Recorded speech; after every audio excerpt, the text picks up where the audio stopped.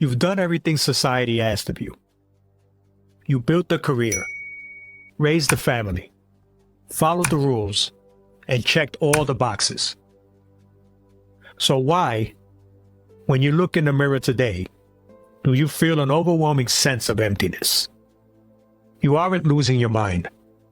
You are simply waking up. Welcome to the quiet knowing within.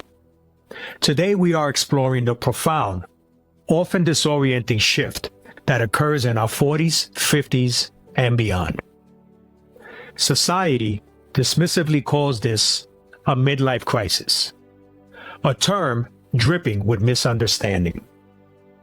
But what if it's not a crisis at all?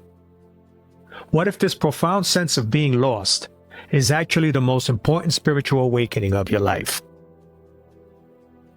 By the end of this video, you will understand the quiet patterns shaping this transition, why your old goals no longer satisfy you, and how to navigate the unseen forces guiding you toward your true self. To understand why you feel so lost right now, we first have to look at where you came from. The renowned psychologist Carl Jung proposed that life is divided into two distinct halves. The first half of life is entirely about survival and adaptation. From childhood through your 20s and 30s, you were busy building your ego. You were constructing an identity based on what your parents, your culture, and your peers demanded of you. You built a career. You sought financial stability. You learned how to fit in, how to be good, how to be successful.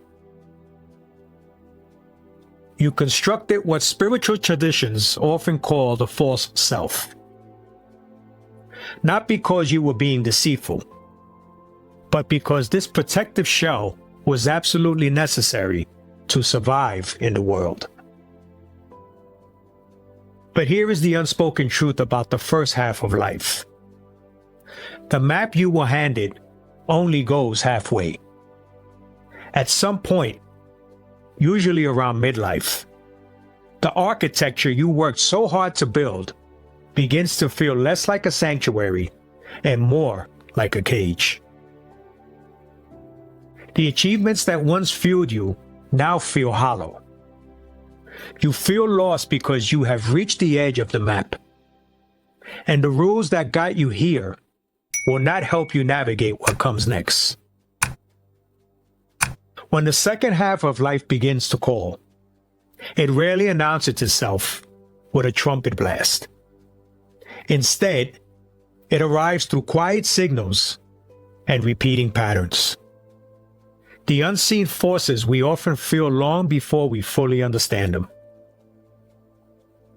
You might start experiencing a strange apathy toward passions and hobbies that used to excite you. In the boardroom or the workplace, you might find yourself quietly wondering, is this really all there is? You may feel a sudden, intense craving for solitude, stepping away from noisy social gatherings to seek a quiet you can't quite articulate. Society misdiagnoses these symptoms. It tells you to buy a sports car, change your wardrobe, or blow up your life to reclaim your lost youth. But this is not a desire to go backward. It is a profound existential fatigue. Your soul is demanding attention. The exhaustion you feel is the heavy lifting of carrying a false self that no longer fits. You are not experiencing a breakdown. You are experiencing a breakthrough.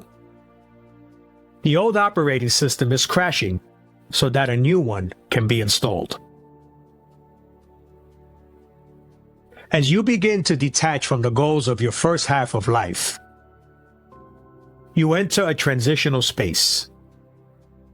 Spiritual traditions refer to this as the dark night of the soul. It is the space between trapezes. You have let go of the old bar, but the new one hasn't yet swung into your grasp. This is where the feeling of being lost is most acute. You might feel entirely adrift, untethered from the identity that once gave you a sense of gravity. It is uncomfortable, frightening, and deeply lonely. But this void is a sacred space. We live in a world that pathologizes sadness and rushes to cure emptiness. But this emptiness is a required clearing. You cannot fill a cup that is already overflowing with societal expectations. Sitting in this discomfort, without rushing to fix it, is crucial. It is only in this profound silence, when the loud demands of the ego have exhausted themselves, that you can finally hear the quiet knowing within. To move forward into the second half of life, we must look backward at what we left behind. When you built your acceptable, successful identity in your younger years, you had to discard certain parts of yourself. The parts that were too loud, too quiet, too sensitive, too angry, or too artistic were pushed into the dark. Jung called this the shadow. The midlife awakening is an invitation to go down into the basement of your psyche and retrieve these lost pieces. The second half of life is not about achieving perfection. It is about achieving wholeness. It is the gentle integration of the unseen or ignored parts of yourself. As you reclaim your shadow, you stop projecting your fears onto others. You unlearn the rigid doctrines of your past and begin to observe your life with profound compassion. The repeating patterns in your relationships and career finally make sense. They were simply the ignored parts of yourself trying to get your attention. Eventually, the fog begins to clear. The feeling of being lost transforms into a profound sense of liberation. You realize that you were never truly lost. You were simply shedding a skin that had become too tight. In the second half of life, meaning replaces ambition. Deep connection replaces shallow accumulation. You begin to value stillness in a noisy world. You learn to differentiate between the frantic, fear-based chatter of your mind and the calm, steady voice of your intuition. This is the quiet shift of spiritual maturation. You are no longer living from the outside in, seeking validation from a world that doesn't truly know you. You are living from the inside out. You have finally learned to trust the quiet knowing within. If this reflection resonated with the quiet knowing within you, please leave a like and subscribe to Gnosis, the Quiet Knowing Within. This channel is a space for thoughtful individuals exploring the deeper dimensions of life. I would love to hear your story. What was the moment you realized your old life no longer fit?